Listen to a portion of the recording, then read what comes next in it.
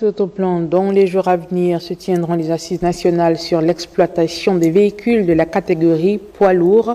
Les comités techniques et juridiques ont présenté au ministre des Transports, de la Marine marchande et de la mer les travaux préparatoires contenant les difficultés diagnostiquées et les solutions à apporter. Arnaud Babekong, Thierry Aldomondaka nous font le point. En prélude à l'organisation prochaine par le ministère des Transports, de la Marine marchande et de la mer, des assises nationales sur l'exploitation des véhicules de la catégorie poids lourd pour une réécriture des politiques publiques des transports terrestres au Gabon, les opérateurs économiques de ce secteur ainsi que ceux des administrations concernées par la thématique sont venus présenter à la tutelle les travaux préparatoires des comités techniques et juridiques, lesquels portent sur le diagnostic des problèmes identifiés, les entraves au développement des activités de transport et les solutions adaptées, notamment l'élaboration des procédures applicables ainsi que le contenu technique des dispositions réglementaires. Le ministre a souhaité il y a quelques mois qu'ensemble nous puissions essayer de regarder ensemble comment répondre aux préoccupations de ces acteurs qui aujourd'hui de plus en plus connaissent des difficultés liées à la production dans le cadre de leurs activités. Les objectifs de fond des assises sont entre autres la création de l'emploi, le recyclage des pratiques, la révision des dispositions réglementaires, l'optimisation des recettes fiscales et la valorisation de l'expertise locale. Sur ce dernier point, l'identification de certains compatriotes détenteurs des permis CD a déjà été lancée ainsi que celle des titulaires d'un permis B sachant très bien conduire les poids lourds afin de bénéficier des extensions de permis. Ainsi, ils pourront bénéficier des nouveaux emplois qui résulteront de ce nouveau cadre réglementaire. Lancé le 13 novembre dernier par le Premier ministre de la Transition, Raymond Dongsima, la 5e édition de Novembre Bleu vient de connaître son épilogue. Présidé par le ministre de la Santé, il était question de dresser un bilan d'un mois de sensibilisation et de dépistage des cancers masculins. Le point avec Ingrid Bijou-Mombo et Justin Jana. L'Institut des maladies infectieuses, professeur Daniel Gaouma d'Ovendo, lieu empreint de symbole, choisi pour abriter la cérémonie de clôture de la 5e édition de Novembre Bleu. Nous avons eu 13% de patients qui présentaient un adénome prostatique et une hypertrophie bénigne de la prostate. De 41 à 50 ans représentait 20%. De 51 à 60 ans, 51%. Et de 61 à 70 ans, 25%. Une occasion ici de dresser un bilan de l'ensemble des activités menées tout au long du mois. Nous avons défini un certain nombre d'objectifs, parmi lesquels sensibiliser au moins 15 000 personnes sur les facteurs de risque et les moyens de prévention des cancers masculins. La 5e édition de la campagne Novembre Bleu a permis effectivement au ministère de la Santé d'atteindre les objectifs. La tutelle n'a pas manqué de rappeler que les sensibilisations se poursuivront tout en remerciant les uns et les autres pour leur franche collaboration. Cette campagne a touché environ 785 ménages et sensibilisé un peu plus de 20 000 personnes. Comme l'avait annoncé M. le Premier ministre, chef du gouvernement, au nom de son Excellence, le général de brigade Brice Clotaire Oligui-Nguema, les opérations de dépistage précoce et de sensibilisation doivent se poursuivre, tout comme la prise en charge des cas éventuellement confirmés. Une remise de récompense a clôturé cette cérémonie. Et justement, dans la continuité des opérations de dépistage de cancer de la prostate, notamment, le ministère de la Santé vient de doter le service urologie du centre hospitalier universitaire d'un appareil d'échographie de dernière génération. Par cet acte, il souhaite que le dépistage systématique intègre les habitudes de la junte masculine. Retrouvons Ingrid Bijou-Mombo et Branly Timba. Dans l'optique d'inciter les hommes à intégrer le dépistage systématique comme moyen de lutte contre les cancers, nous nous sommes rendus au service d'urologie du centre hospitalier universitaire de Libreville. Le service d'urologie a plusieurs missions, dont la principale, c'est la mission de soins. Nous avons une mission de formation de nouveaux médecins et nous avons la 3e mission qui est la recherche. Dans le souci de rendre accessibles les soins de santé de qualité aux populations, le ministère de la Santé a doté le service d'urologie d'une échographie. Il permet d'explorer de manière non invasive, c'est-à-dire à travers la peau, différents organes de l'appareil urinaire et génital, à savoir les reins. Et il va vraiment nous servir pour la prostate parce qu'il nous donne des informations sur la prostate, la taille, le volume et surtout, avec la sonde qui accompagne l'appareil, on pourra faire des biopsies éco-guidées. Nous vous présentons un témoignage d'un patient guéri du cancer de la prostate. Un matin, j'ai eu la rétention urinaire et puis je suis parti quelque part, on m'a mis la sonde. Après, on m'a convié à faire les examens et au dernier moment, l'opération s'est déroulée dans de bonnes conditions. Par cette dotation d'échographie, les hommes peuvent se rendre au service d'urologie pour se faire dépister du cancer de la prostate tout au long de l'année. Et contrairement à Mouila et Oyem, l'école provinciale de formation à l'action sanitaire et sociale de Makokou ouvrira ses portes avec quelques semaines de retard. D'ailleurs, le ministre de la Santé est allé faire une évaluation précise du niveau d'équipement des espaces administratifs et pédagogiques. Avec lui, Lardingue Bamba et Chéli Manéa. À l'arrière principal du bâtiment, devant abriter le tout nouveau directoire attendu, une quinzaine de bâtiments devant accueillir les salles de cours, les laboratoires et un amphithéâtre dont les équipements mobilisés sont estampillés CTRI.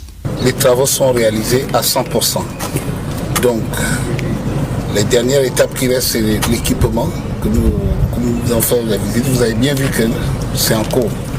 Donc, pour moi, sous le contrôle du ministre, la rentrée scolaire sera effective fin décembre. Sacrifier un dimanche pour débarquer sur le site était pour le ministre de la Santé un enjeu au regard du prix que le chef de l'État attache à la formation du personnel de santé. Remercier le chef de l'État et le comité de transition pour la restauration des institutions qui sont les vrais maîtres d'œuvre de ce chantier. Le chef d'État lui-même a pris cette affaire à bras-le-corps parce que la formation de la jeunesse est un pilier important. Donc cette jeunesse a bénéficié de cela. Je profite de l'occasion pour leur dire ce qui vous est offert ici, c'est quelque chose à préserver, non seulement pour eux-mêmes, mais ils doivent apprendre à penser aux générations qui passeront après cette première génération. Le ministre de la Santé avait à ses côtés le gouverneur de la province de Logou-Vindo, la déléguée spéciale de Makokou et plusieurs autorités civiles et militaires. On en parlait en vitrine, intelligence artificielle en Afrique, défis et opportunités. C'est le thème de l'atelier sous-régional dont les réflexions ont porté sur l'utilisation de l'intelligence artificielle par le partage de bons usages et de bonnes pratiques. Issa Steve Mefan et Chéli Manéa nous livrent ici quelques recommandations formulées par les participants. Face à une transformation mondiale accélérée par l'intelligence artificielle, les défis liés aux infrastructures numériques, à l'éthique et à la transformation s'imposent. Libreville, par le truchement du ministère de l'économie numérique et des nouvelles technologies de l'information, a abrité les travaux y relatifs en partenariat avec la Commission économique pour l'Afrique et l'UNESCO. Un atelier qui a réuni un panel d'experts composé de chercheurs, d'entrepreneurs, de représentants de la société civile et de décideurs politiques de la sous-région Afrique centrale. Plusieurs défis sont effectivement à relever, notamment le défi de la formation, le défi de l'éthique et de la déontologie, le défi de l'inclusion, mais surtout nous avons en termes d'opportunités à participer à l'accélération du développement économique en optimisant les processus industriels, en favorisant l'innovation et en créant de nouveaux services. Améliorer la qualité de vie de nos populations grâce à des applications, notamment comme on l'a vu aujourd'hui, dans le domaine de la santé, de l'éducation, de l'agriculture et bien d'autres domaines. L'objectif principal de cet atelier a été de sensibiliser le public et les décideurs aux concepts fondamentaux de l'intelligence artificielle en partageant les meilleures pratiques et initiatives d'intégration de cette technologie et d'identifier les opportunités adaptées. Faisons une escale dans le Moyen-Ogooué où séjourne actuellement une mission du ministère de la Pêche en vue de la restitution officielle du plan d'aménagement révisé du centre de pêche du lac Oguémoué dans le canton Lac du Sud. Yves Malik.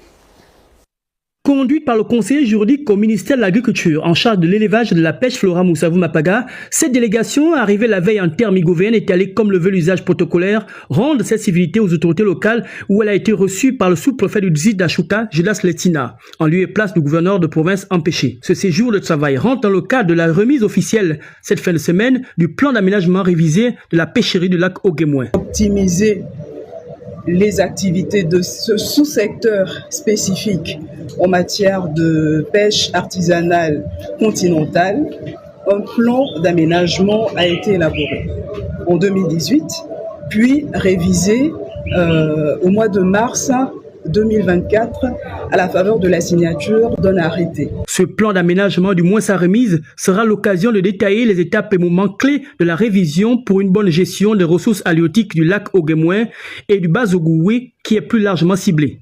En procédant à l'aménagement des différentes pêcheries, c'est vrai qu'aujourd'hui, il s'agit spécifiquement du plan d'aménagement du lac Oguémouin, mais avec pour objectif de procéder à terme à l'aménagement de plusieurs autres plans, notamment le plan d'aménagement du lac Anengue. La séance de travail qui s'est déroulée dans la foulée a permis de décliner une feuille de route entre les pontes de ce ministère et leurs partenaires techniques. À Libreville, on parle environnement avec la fin des travaux relatifs à l'interprétation nationale des hautes valeurs de conservation. Plusieurs jours durant, les experts nationaux et internationaux ont élaboré une méthodologie harmonisée pour identifier les zones à HVC au Gabon. On fait le point avec Marie-Chantal Ndon et Jean-Erwan Guéma. Le principal objectif de cet atelier durant 3 jours était de mettre en place une approche standardisée pour le Gabon dans le cadre de l'identification des zones à HVC. Ce sont des forêts qui ont une importance avérée car elles renferment des espèces rares, endémiques ou menacées et des habitats rares, endémiques et menacés. Cette rencontre représente un intérêt d'envergure pour la société. C'est un intérêt fédérateur qui explique vraiment son caractère national. Une des recommandations de cet atelier a été la mise en place d'un groupe national sur les HVC. Donc ce groupe qui verra la participation de différents acteurs de la conservation sera mis en place dans les jours à venir. Et avec cela, nous espérons avoir une politique de HVC pérenne dans le temps. Alors c'est une méthodologie qui va être composée à la fois d'analyses qui sont réalisées en bureau et aussi avec des inventaires qui seront réalisés par l'Herbier national du Gabon ou par d'autres personnes sur le terrain pour vérifier que les données et les analyses effectuées sont fiables. Suite à ces recommandations, les autorités compétentes vont sous peu lancer le processus normatif pour faire adopter une nouvelle réglementation de définition et de directives qui viennent d'être validées par toutes les parties prenantes.